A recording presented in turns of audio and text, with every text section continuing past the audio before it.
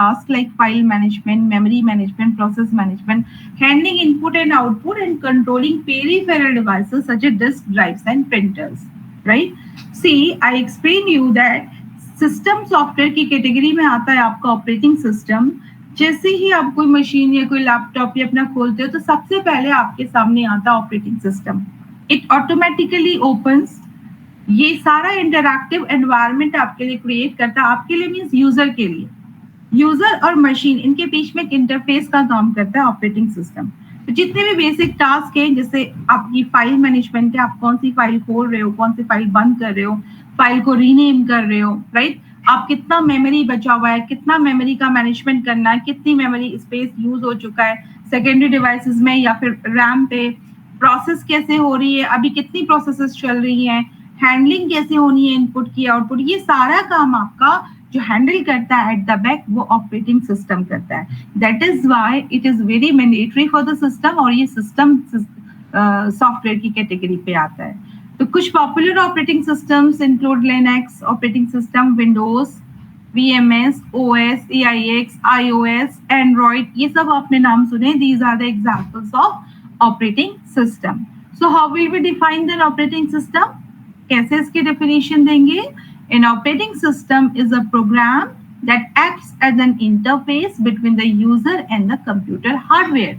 It acts as a interface. ये एक bond, एक interface बना रहा है जिसके थ्रू हम यूजर कंप्यूटर के हार्डवेयर के थ्रू इंटरैक्ट कर रहा है, and controls the executions of all kinds of program. तो जितने भी तरीके के प्रोग्राम्स है, जितने भी हम प्रोग्राम्स यहाँ पे रन कर रहे हैं, हर प्रोग्राम्स को कंट्रोल करने का काम यहाँ पर ऑपरेटिंग सिस्टम का ही है।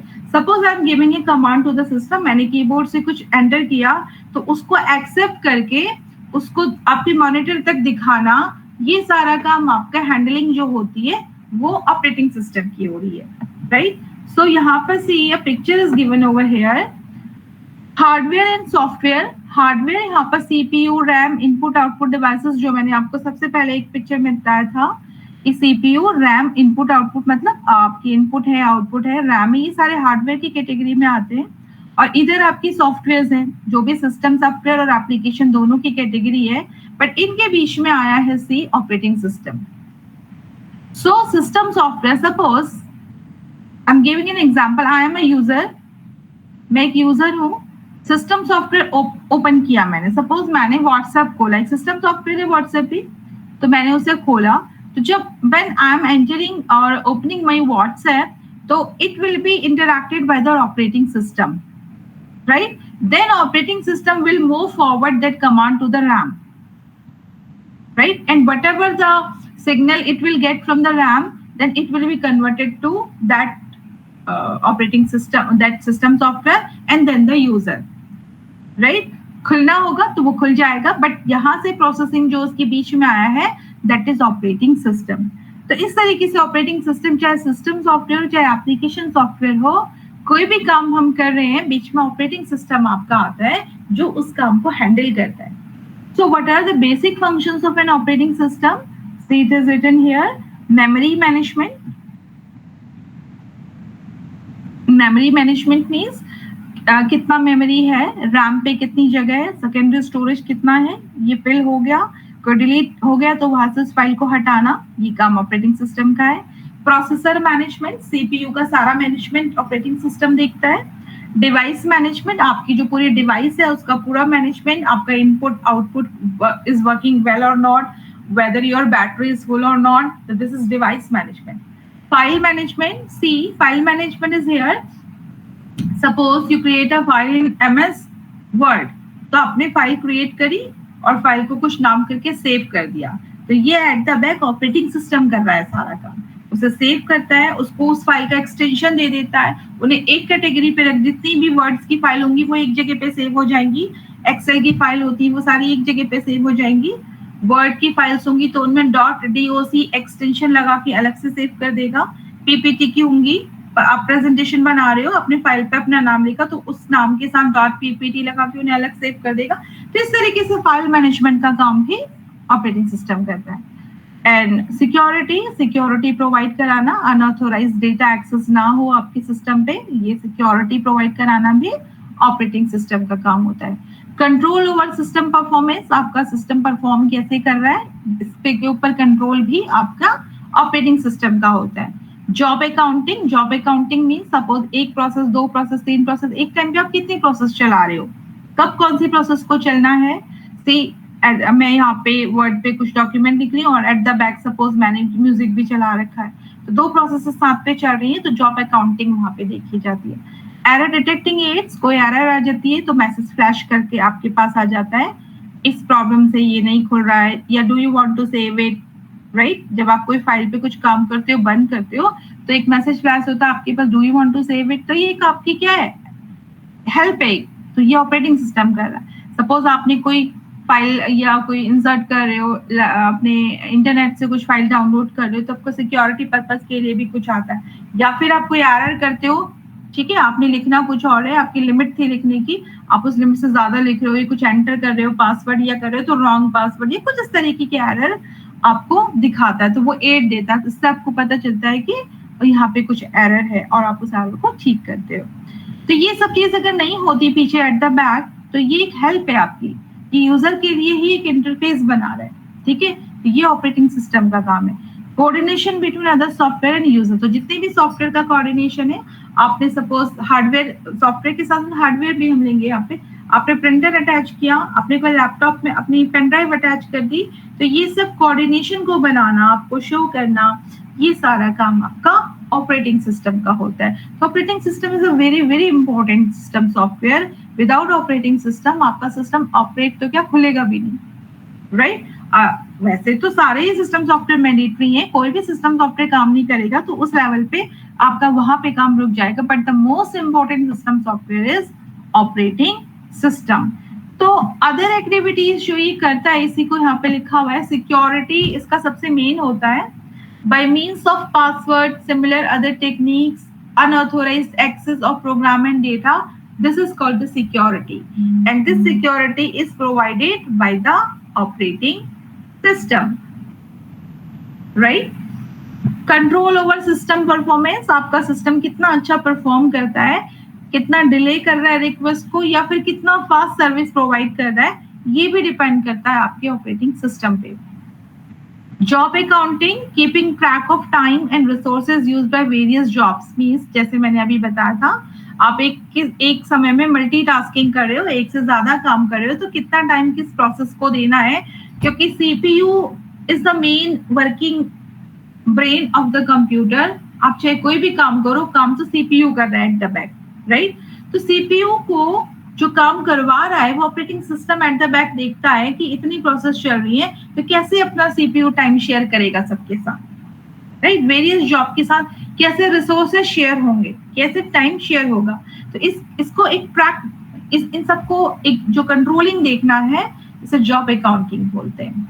Error detecting aids, as I told you कि ट्रेसेस हैं, एरर मैसेजेस हैं, कोई डिबगिंग हो गई, कोई एरर आ गया, ठीक है, तो वो सब अपने पेन ड्राइव डालिए, और पेन ड्राइव में आपका हो सकता है कोई वायरस था, तो वो दिखा देना, ये सारा एरर डिटेक्टिंग एड्स आपका ऑपरेटिंग सिस्टम ही करेगा। Coordination between other software and users, जितने भी अदर सॉफ्टवेयर हैं, जैसे मैंने अभी बोला, कंपाइलर, इंटरप्रेटर, असेंबलर, जितने भी सॉफ्टवेयर हैं, इनके बीच में इंटरैक्शन कराने का, कोऑर्डिनेशन कराने का काम आपका ऑपरेटिंग सिस्टम का ही होता है। इसका एग्जांपल आप इस तरीके से देख सकते हो, जब आप अपना कंप्यूटर सिस्टम खोलते हो, तो सबसे पहले आपके पास आता है माइक्रोसॉफ्ट विंडोज, इस तरीके से एक लाइन सी जाती रहती है, यू मस्ट हैव सीन, एक रिबन सी आपका चलता है, तो वो ऑपरेटिंग सिस्टम अपलोड हो रहा है वहां पे, और वो पूरा ट्रैक कर रहा है सारे जितने भी सॉफ्टवेयर सिस्टम और हार्डवेयर आपके सिस्टम के साथ अटैच्ड है, उन सबको मॉनिटर कर रहा है कि whether all are functioning well और नॉट। अगर सपोज कोई भी अपना फंक्शन काम नहीं कर रहा, सपोज कीबोर्ड नहीं है या माउस, ये कुछ भी इंटरनल कोई प्रोसेस काम नहीं कर रही है, तो it will flash your message, और आपकी स्क्रीन ओपन ही नहीं होगी और एक मैसेज आएगा वहां पे, राइट। तो वो मैसेज जो रीड होगा, वो कंप्यूटर प्रोफेशनल्स उसको रीड कर लेते हैं, कभी कभी बहुत सारे नंबर्स आ जाते हैं, कुछ लिखा हुआ भी होता है, तो वो एक मैसेज फ्लैश करता है कि ये एरर्स आ रही है, that particular device or particular hardware is not properly functioning, this is the error, वो error codes में आती है, तो वो सब दिखाने का काम, तब फिर जब आप उसको दिखाने अपने सिस्टम को रिपेयर करने के लिए भेजते हो, तो उन्हीं मैसेज को पढ़ के आपका जो रिपेयरिंग करने वाला है उस हिसाब से पर्टिकुलर उसी एरिया को फिर डायग्नोज करके नया सिस्टम मतलब सॉफ्टवेयर इंस्टॉल करता है। नहीं, ये पूरा ही सिस्टम आपका दोबारा से बनता है। तो वो सब एड प्रोवाइड करता है आपका operating system, right? So these are the basic functions of operating system. और यहाँ पर एक पिक्चर मैं दिखाती हूँ आपको, ये पिक्चर आपको क्लियर हो जाएगा। See, this is the hardware. Hardware means आपका मॉनिटर है, कीबोर्ड है, CPU है, मदरबोर्ड है, हार्ड डिस्क, रैम है, ये सब हार्डवेयर के अंदर आती है। जो भी टेंजिबल चीजें आपको दिखाई दे रही, ऑल आर हार्डवेयर, राइट? और जो प्रोग्राम्स रिटन है वो सॉफ्टवेयर है, ये आपको पता होगा।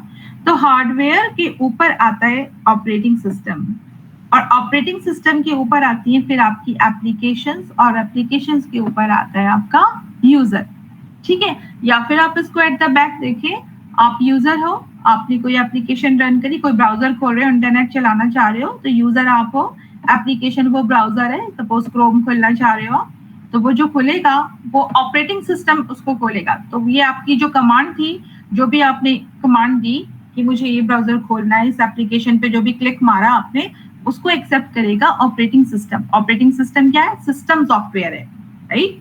तो सिस्टम सॉफ्टवेयर तब जाके उस हार्डवेयर या मॉनिटर जहां भी जो रन करना है वहां उसके थ्रू वो काम करना शुरू करेगा।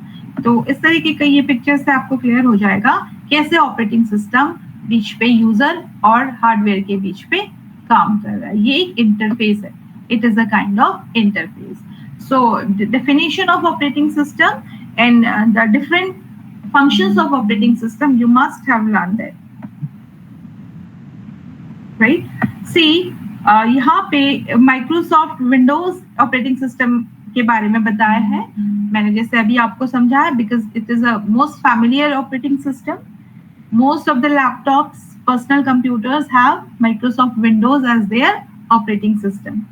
Microsoft Windows also called Windows and Windows operating system, computer operating system developed by Microsoft Operations to run PCs, personal computer को run करने के लिए Microsoft operating system best माना गया है because ये user friendly है, it's very interactive. Features the first graphical interface for IBM compatible PCs. इसकी स्पेशलिटी है कि सबसे पहला ग्राफिकल यूजर इंटरफेस था। What is graphical user interface here?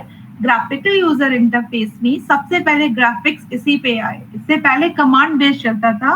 अब कोई भी चीज आपको फाइल भी खोलनी होगी तो you have to type a command, DOS जैसे कि इसका एग्जांपल था।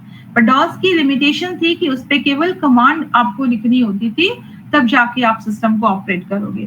पर जैसे ही माइक्रोसॉफ्ट विंडोज ने अपना माइक्रोसॉफ्ट ने विंडोज बनाया तो यहाँ ग्राफिक्स आने लगे। जो आइकन पे हम लोग क्लिक करते हैं ना, जिस आइकन को खोलो उसको क्लिक करो, तो इसे ही कहते हैं ग्राफिकल यूजर इंटरफेस, जिसमें आपको सारी चीज अपने साथ ग्राफिक्स में दिख रही है। आप कुछ भी खोल सकते हो, यू नीड नॉट टू लाना कमांड और type command for that, right? तो सबसे पहले आईबीएम के पीसीस के लिए ये बना था, और विंडोज ऑपरेटिंग सिस्टम इतना ज्यादा उसके बाद डोमिनेट हुआ कि इसने मार्केट में, मतलब इजी था।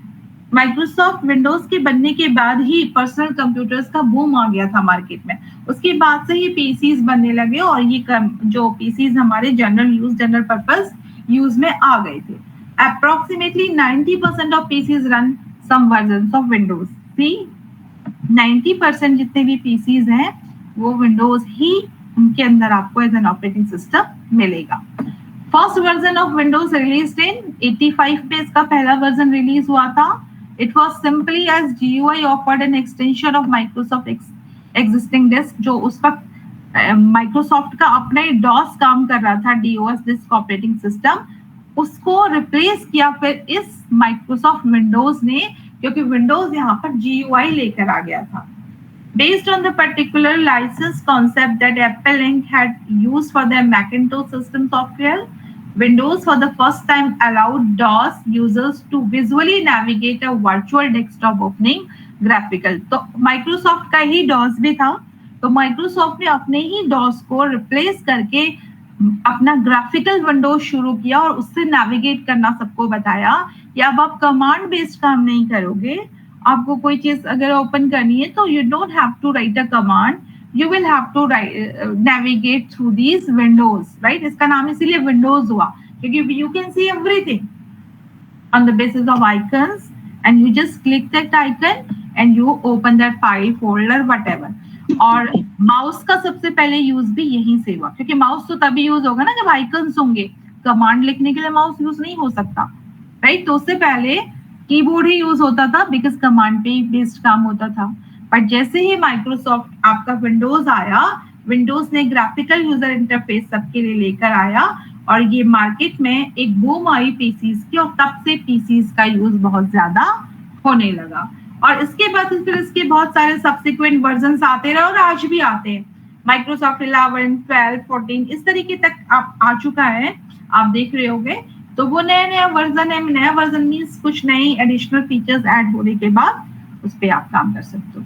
Subsequent versions introduced greater functionality including navigate windows, file managers, program managers, print managers, program and more dynamic interfaces. तो अब नए जो भी वर्जन्स आ रहे हैं ये बहुत डायनेमिक वर्जन्स इसके आते जा रहे हैं। इसमें प्रोग्रामिंग मैनेजर है, मैनेजर, प्रिंट मैनेजर प्रोग्राम्स हैं, ठीक है। Microsoft also develop specialized window packages, जैसे मैंने अभी बताया था पीसी पैकेजेस बना रहा है, नेटवर्क के लिए पैकेजेस बना रहे हैं, इंटरनेट वर्किंग के लिए वर्क ग्रुप्स बना रहे हैं, स्पेशल एंटी नेटवर्किंग टेक्नोलॉजी के लिए, बिजनेस के लिए अलग मतलब अपने माइक्रोसॉफ्ट ने ही अपने अलग अलग वर्जन बनाए हुए हैं, ठीक है। तो हमारे लिए जो वर्जन पीसीज के लिए वर्जन है वो माइक्रोसॉफ्ट के अपने वर्जन है। एमएस जो हम ये विंडोज कर रहे हैं, विंडोज 10, विंडोज 11, ये हमारे लिए। विंडोज एनटी अगर कोई नेटवर्किंग का ही काम करता है तो उसके लिए विंडोज एनटी है, ठीक है। इस तरीके से उसने अपने ही वर्जन्स को अलग अलग बनाया। विंडोज 95 जब रिलीज हुआ था तो ये फुली इंटीग्रेटेड विंडोज था, ठीक है। इसके साथ डॉस भी आ गया था, डॉस को भी इसके साथ ऐड किया क्योंकि डॉस एक ऐसा ऑपरेटिंग सिस्टम है जो फाइल को बहुत अच्छे से मैनेज कर लेता है। तो विंडोज के साथ इंटीग्रेटेड होके डॉस को भी ले आए थे, बट काम विंडोज ही कर रहा है। और उसके साथ आज अगर आप विंडोज ऑपरेटिंग सिस्टम पे हो तो आप DOS डॉस खोलो तो वहां डायरेक्टरी आपको मिल जाएंगी। And offered built in internet support including the world wide web browser internet explorer. तो ये एक बिल्ट इन सपोर्ट प्रोवाइड कर रहा है इंटरनेट सपोर्टर्स के लिए, www ब्राउजर्स के लिए, इंटरनेट एक्सप्लोरर्स के लिए। तो आज अगर देखिए तो सारा कुछ ही प्रोवाइड कर रहा है विंडोज, और टाइम टू टाइम इसने अपने आप को अपडेट भी किया हुआ है और सारे फीचर्स इसमें मिलते हैं। तो आज भी डोमिनेटिंग विंडोज ही है, right. See these were the categories of softwares, application softwares and system softwares.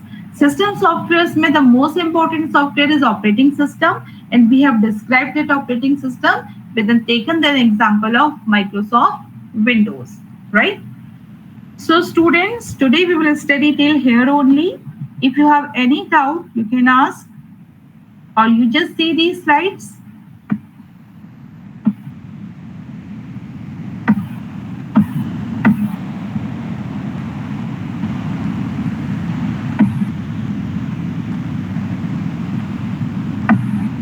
Okay, then I'm going to wind up the class. If you have any query, you can ask.